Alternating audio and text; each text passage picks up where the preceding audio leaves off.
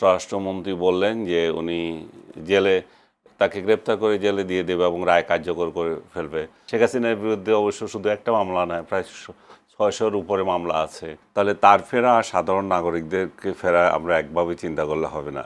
সম্প্রতি আন্তর্জাতিক গণমাধ্যম রয়টার্সকে দেয়া বক্তব্যে ভারতে আশ্রয় নেয়া সাবেক প্রধানমন্ত্রী শেখ হাসিনা বলেছেন ডিসেম্বরে বাংলাদেশে ফিরবেন তিনি।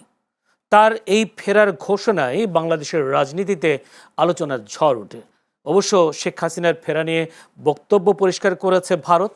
মঙ্গলবার নয়াদিল্লিতে এক প্রেস ব্রিফিংয়ে ভারতের পররাষ্ট্র মন্ত্রণালয়ের মুখপাত্র রণধীর জয়সওয়াল বলেছেন, শেখ হাসিনাকে বাংলাদেশে ফেরত পাঠানো বা প্রত্যর্পণের বিষয়টি সম্পূর্ণ একটি আইনি বিষয় বা আইনি প্রক্রিয়া। আইনি পথেই এর সমাধান বা মোকাবেলা করা হবে। এদিকে মঙ্গলবার জাতীয় সংসদের স্বরাষ্ট্রমন্ত্রী সালাউদ্দিন আহমেদ বলেছেন, শেখ হাসিনা দেশে ফিরলে আত্মসমর্পণের সুযোগ নেই, গ্রেফতার করে রায় কার্যকর করা হবে।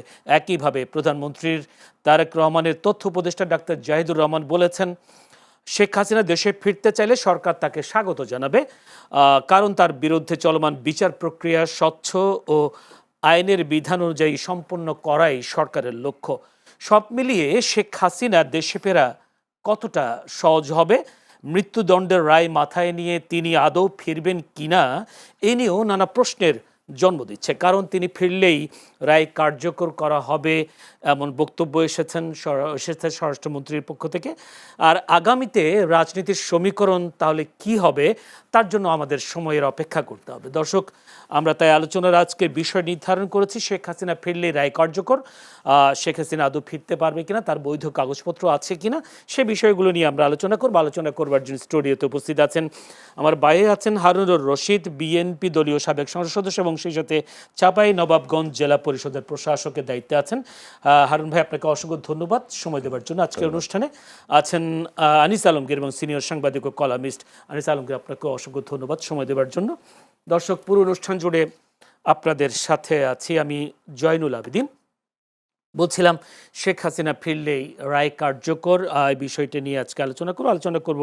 সমসাময়িক আর দু একটি বিষয় আছে, সেই বিষয়গুলো নিয়েও আলোচনা করবার জন্য আমরা চেষ্টা করব। দর্শক, সে ততক্ষণ পর্যন্ত আমাদের সাথেই থাকবেন। একটু যেতে চাই সিনিয়র সাংবাদিক কলামিস্ট আনিস আলমগীরের কাছে। আনিস আলমগীর, শেখ হাসিনা ফেরার কথা বলেছেন এবং সেই সাথে এমন এমন কিছু প্রশ্ন উঠছে যে তার কাছে তো বৈধ পাসপোর্ট নেই। সেই ক্ষেত্রে আসলে তিনি ফিরবেন বলছেন, বাট কিভাবে ফিরবেন সেই কথাটি তিনি বলছেন না।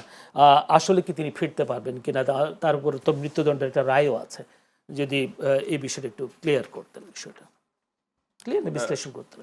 শেখ হাসিনা একজন সাধারণ নাগরিক তো নয়। সাধারণ নাগরিক হলে বাংলাদেশে তার আসা খুবই স্বাভাবিক ব্যাপার। উনি চলে আসবেন। আপনি যেই পদ্ধতিগুলো বলছেন যে তার ট্রাভেল ডকুমেন্ট লাগবে, পাসপোর্ট থাকা, এই সমস্ত বিষয়গুলো থাকে। কিন্তু এখানে তো শেখ হাসিনার একজন রাজনীতিবিদ 15 বছর ধরে বাংলাদেশে শাসন করেছেন বা 15-16 বছর ধরে। তারপরে একটা অভ্যুত্থানের মাধ্যমে উনি ক্ষমতা থেকে সরে গিয়ে ওই দেশে আশ্রয় নিয়েছেন। তাহলে তার ফেরা আর সাধারণ নাগরিকদেরকে ফেরা আমরা একভাবে চিন্তা করলে হবে না। এই যে ট্রাভেল ডকুমেন্ট বা পাসপোর্ট, এগুলো খুব ঠুনকো বিষয়, এগুলো কোনো বিষয় না যখন উনি আসতে চান। এই এখন ওনার আসতে চাওয়া নির্ভর করছে দুইটা বিষয়ের উপর। একটা হচ্ছে যে দেশ থেকে উনি আসবেন, যেখানে আশ্রয় নিয়েছেন, সরাসরি বললে ভারত এবং বাংলাদেশের বর্তমান সরকারের মধ্যে বোঝাপড়া। আরেকটা নির্ভর করছে যে এই অঞ্চলকে কেন্দ্র করে যাদের স্বার্থ রয়েছে, বিশেষ করে আমেরিকা, চীন এবং ভারত, তাদের বিষয়টার উপর নির্ভর করছে। আন্তর্জাতিক প্রেশার বলতে আমরা বলি, আন্তর্জাতিক কূটনীতি বলি, যেটাই বলি, যেভাবে এটাকে সংজ্ঞায়িত করি, তারা চাইতে পারে যে বাংলাদেশ একটা স্থিতিশীল রাষ্ট্র হোক, কিংবা বাংলাদেশকে নিয়ে তাদের যে স্বার্থগুলো আছে সেগুলো স্বার্থ পূরণের ক্ষেত্রে এই অঞ্চল যদি অস্থিতিশীল হয় তাহলে তাদের জন্য সমস্যা হতে পারে। তো এই দুইটা ইস্যুর উপর নির্ভর করছে, দুটো দেশ, ডাইরেক্টলি বাংলাদেশ এবং ভারত, আরেকটা হচ্ছে আন্তর্জাতিক এই অঙ্গন।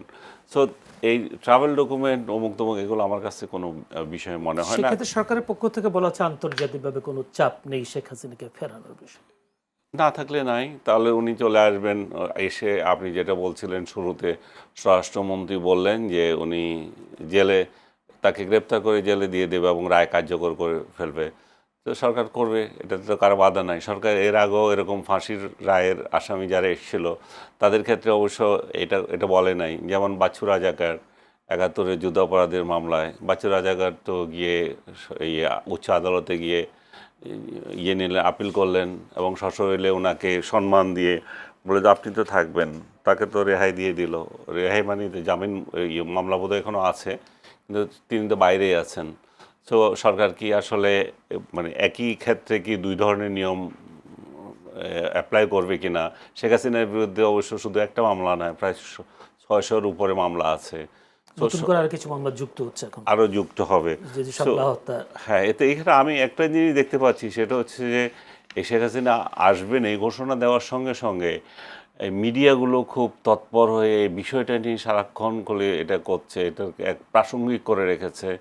আরেক দিক থেকে সরকার, যারা এতদিন ধরে বলছে যে আপনি আসেন, আপনাকে বিচার করব, চিঠি পাঠাচ্ছে, তাদের মধ্যে এক ধরনের মানে এটা কি বলবো, প্রতিক্রিয়া দেখা দিচ্ছে যে তাকে প্রতিহত করা হবে। আসলে আপনি সে শব্দটা বলছিলেন, একযোগে তাকে প্রতিহত করা হবে।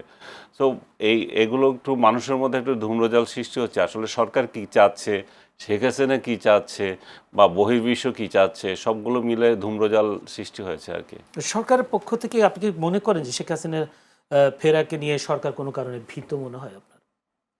এক ধরনের ভীতি তো থাকতে পারে, কারণ এটা স্থিতিশীলতা নষ্টের একটা বিষয় থাকে। শেখ হাসিনা যখন আসবেন তখন তো তার দল, এখন মনে করেন যে অবস্থা, যে এটা বঙ্গবন্ধু পরিবার কেন্দ্রিক দলগুলো, যেমন জিয়া পরিবার কেন্দ্রিক দল, এখন যে বিধ্বস্ত অবস্থায় আছে তারা, নেতা নেত্রী সব কিছু মিলিয়ে তারা তো এখন খুবই বিপর্যস্ত অবস্থায়। এই অবস্থায় শেখ হাসিনা যখন আসবেন তখন একটা চাঙ্গা হওয়ার বিষয় থাকবে। চাঙ্গা হওয়ার সময় এই কিন্তু চাঙ্গা হওয়ার সরকারের পক্ষ থেকে বলা হচ্ছে, বারবার চিঠি দেওয়া হচ্ছে, ভারতের পক্ষ থেকে কোনো ধরনের রেসপন্স পাওয়া এই যাচ্ছে না। চাঙ্গা হওয়ার যে বিষয়টা রয়েছে, সে চাঙ্গা তখন এটা মাঠ পর্যায়ে কতটুকু থাকবে সেটার উপর নির্ভর। আবার একদিক দিয়ে তিনি আদালতে, যদি উনি তো বলছেন আত্মসমর্পণ করবেন, আত্মসমর্পণ যদি করা হয় তখন আদালত কি আচরণ করছে, আদালত কি তাকে ন্যায় বিচার দিচ্ছে কিনা, ইন্টারন্যাশনাল এরিনা থেকে এটা পর্যবেক্ষণ করা হবে, এখানে কতটা স্বচ্ছতা যাচ্ছে, সরকারের তরফ থেকে এটাকে কতটা ন্যায় বিচার দিচ্ছে, সবগুলো মিলে মানে বিষয়ের উপরে নির্ভর করছে যে আসলে তখন কি পরিস্থিতি দাঁড়ায়। জি,